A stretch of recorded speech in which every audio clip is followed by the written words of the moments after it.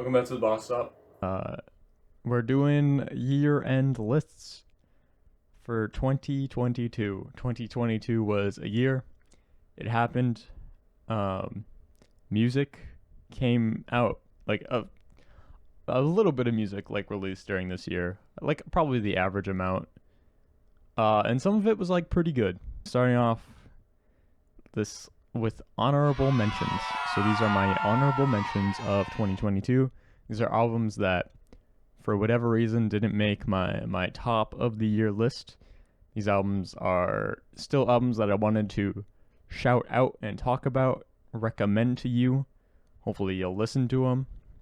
So yeah, I have 10 albums here for you that we're gonna go through. They are in no particular order. Okay, so that's a lie. They're in ascending order of Scrabble score because I thought that would be funny. So that's the order they're in, which is a pretty random order at the end of the day, but like some of these artists, they get like really high Scrabble scores because their names are very long. Anyways, so yeah, honorable mentions 2022. I'm going to kick it off with SAULT, SAULT with Air. SAULT released like a lot of music this year, like 5 albums, multiple EPs. None of the albums are making my list, unfortunately. There were some definite highlights, and Air was definitely one of them. Air is kind of weird album for SAULT. It's a classical record, so it's a lot of compositions, and the compositions are really, really cool. I think they're really well performed, well executed. A lot of them remind me like something out of a Philip Glass soundtrack. So if you're being compared to like Philip Glass, you're doing something right, I think. Just a lot of really interesting stuff here that I think a lot of records in this vein don't. I don't feel like they explore a lot or create these beautiful compositions, or at least compositions of the same caliber as this album. And so I think it's, really great stuff. Definitely worth checking out. Also check out other pieces of SAULT's music. They make a lot of really good music. So yeah, cool collective.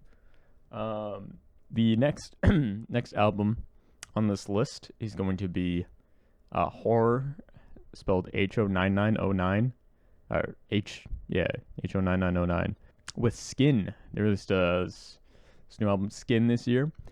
Skin is not my favorite horror album, but it is still very good. They keep up with their fast-paced, aggressive, in-your-face style, which I really love. It's really fun, really energetic, really gets you going. Horror does a great job in this vein, in this style.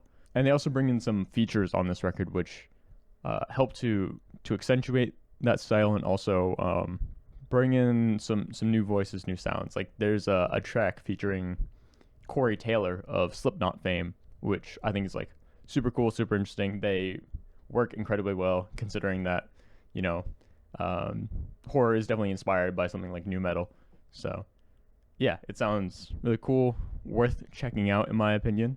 Also check out Horror if you haven't, or maybe don't check out Horror if you don't like loud music or aggressive music. Don't check out Horror. But if you do, then check out Horror. Next up, we have Shygirl with Nymph. This is Shygirl's like debut LP. She's been dropping a couple. She dropped a couple EPs in the past, and those EPs are like really good. I like them a lot. Also, she's had plenty of like features with other artists, and those features are always like really, really good. But Nymph is a very interesting like full-length project. It's kind of dials back on the club sound of Shygirl. Not that like the club kind of basis isn't there. There's still a lot of like clubby parts, a lot of down and like heavy percussion, heavy bass, good beats, stuff like that. But there's also a lot of these more ethereal and dreamy sections, which I think is like really cool. I think Shygirl actually works like super well in this style. She kind of like flows with it super well, and it sounds really good. And there's also like a lot of like really really catchy tracks. Even the deeper cuts I think are super catchy. And there are some tracks where like the production is actually just incredible. I think like the mix of the different styles and samples and all these things and Shygirl's vocals come together to make like a really really cool tracks. A really really cool album, you know. Anyways, yeah, Shygirl, Nymph. I think it's a great record. Check it out. I'm gonna say that after like each one of these albums. I mean, I guess that's the point of this video is I'm telling you to check out these albums, but I'm gonna remind you in case you forget. So we have Grace Ives with Janky Star. Grace Ives is like an indie bedroom pop artist. She makes like these little like cutesy songs that are only like a couple minutes long, and these cutesy albums that are like 30 minutes long. They're very like short, like bite-sized songs and bite-sized albums, which I kind of really appreciate. And a lot of her songs I think are like super catchy. They have like really fun, bouncy production. It's just like a nice listen, a good time listening. And yeah, I've liked Grace Ives' previous work. I like this, current output. So really, really happy for her. Hopefully she keeps on, growing, doing things. Cause like this album definitely shows like growth as an artist. It's different than her previous work. And I, appreciate that. And I hope she keeps growing, keeps on making fun music. Cause who doesn't love fun music, Yeah. The next album on this list is going to be Quadeca with I Didn't Mean to Haunt You. Bit of a disclaimer, a couple things. I'm not familiar with Quadeca's previous work. I understand that this is a concept album following Quadeca's previous album, and I'm not familiar with Quadeca's previous album. Second, there is a movie that goes along like with this album. I have not seen that movie. Maybe if I was more in love with this record, I would have done both of those things. But I think that this record is still great in its own right. It has a lot of really, really great elements, great ideas that for the most part are very well executed on. The haunting, production and vocal delivery for a lot of the album, I think is quite perfect for kind of the mood that it's trying to create. And the production especially, I think, is like almost perfect throughout the record. There are some tracks for me that like really bring this album down personally, but for a majority of the record, like everything is just on point. There's so many good ideas here. There's so much on this album that I think almost works out really well. And like I wish that like a couple things were tweaked, a couple things were different. Maybe some production choice here or there, some vocals or lyrics, I think, like here and there, like the Danny Brown feature, I don't think should be there. There's all these things that are just like a bunch of nitpicks with the album that I think really bring it down for me. But again, there's still like a lot of really good stuff. And honestly, this is one of the albums I'm like most conflicted on how I feel about it from this year, because I think it's like almost incredible, but it just doesn't quite make it there for me. But still, I know a lot of people who have fallen in love with this record, and I think that's totally understandable.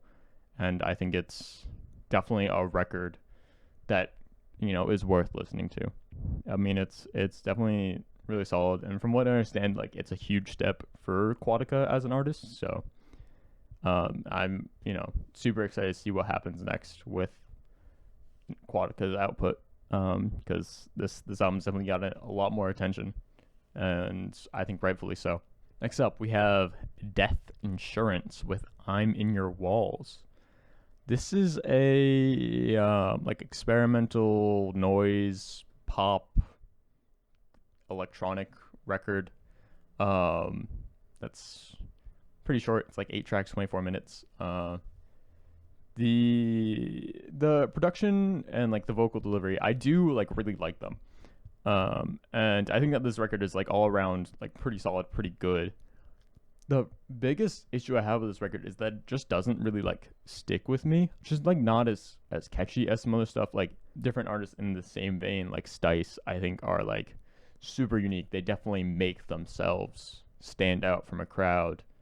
And I just don't feel that same way about Death Insurance. But even then, I do think that this is like a great record. And if Death Insurance continues to like push in this upward direction, because this album is better than like any previous Death Insurance work. It's like better on all fronts. So, keep improving, keep making better stuff, and really really interesting. Could be really good. So yeah, check out Death Insurance. I mean, I think this album is still like really good, but yeah. Next up, we have Sun Waves with Earth Patterns. Sun spelled Szun. This is a cosmic jazz record, and it's like definitely the best cosmic jazz record I've heard all year. The way that Sun Waves are able to create these soundscapes that are just so transformative. It really like there's a song called New Universe that really feels like you're in, a new universe. And I think it speaks the band's ability to just like really create some great music, and they create all these beautiful tracks on this album. And I think it's definitely like worth checking out if you're into jazz, cosmic jazz, anything. I think it's like this album is perhaps like one of the best in the genre that I've heard, especially from a band that I feel like deserves more attention. Yeah, check out Sun Waves, Earth Patterns. Really cool. Next up, we have Jockstrap with I Love You, Jennifer B. Jockstrap is an interesting group.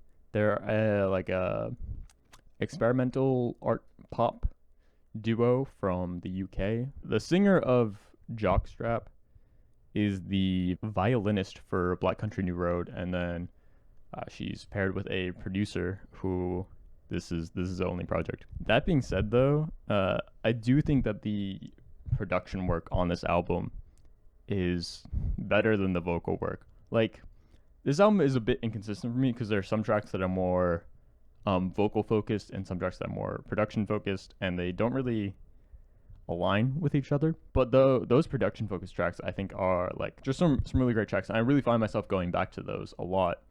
And then like the vocal focused tracks kind of bring it down, I think, because when the production isn't interesting, the vocals can't carry, in my opinion.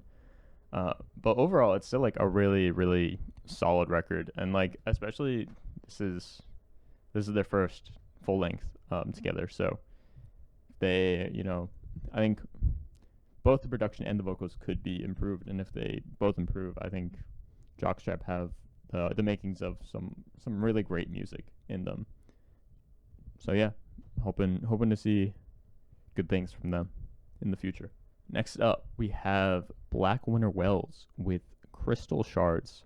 So blackwinterwells is an artist that's kind of been floating about in the hyperpop scene for a couple of years. Never really come up with like a notable full length. There have been like EPs or specific tracks here and there that I've really loved from Wells, but Crystal Shards I think is the longest and most consistent Wells project to date.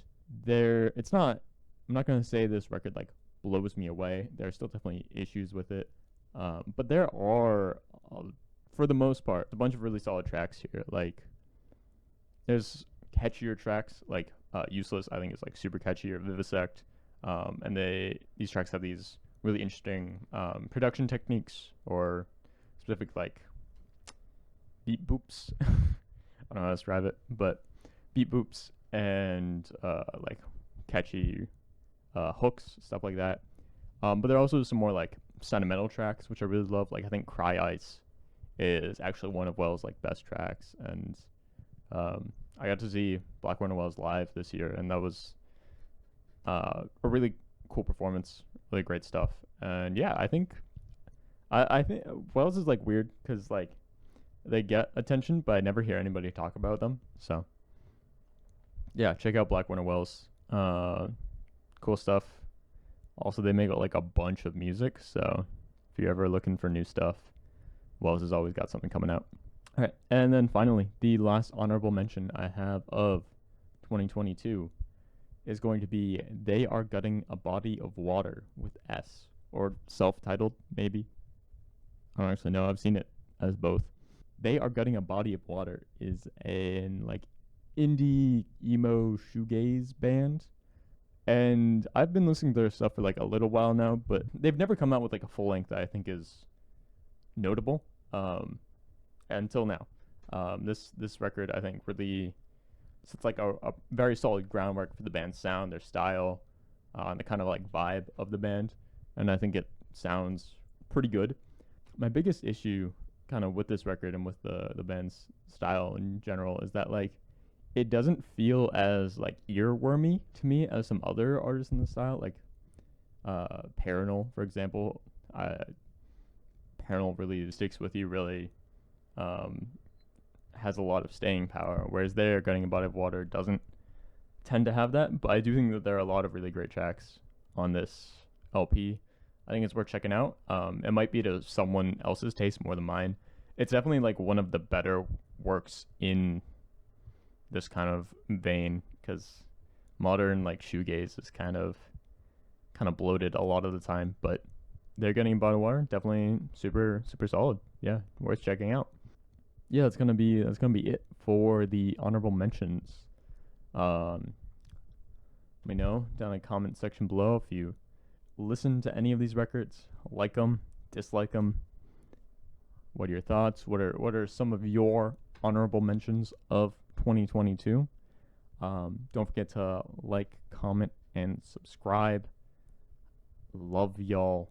Happy 2022. Actually, this is going to be coming out in 2023. Happy 2023. Or have a good day. Moi.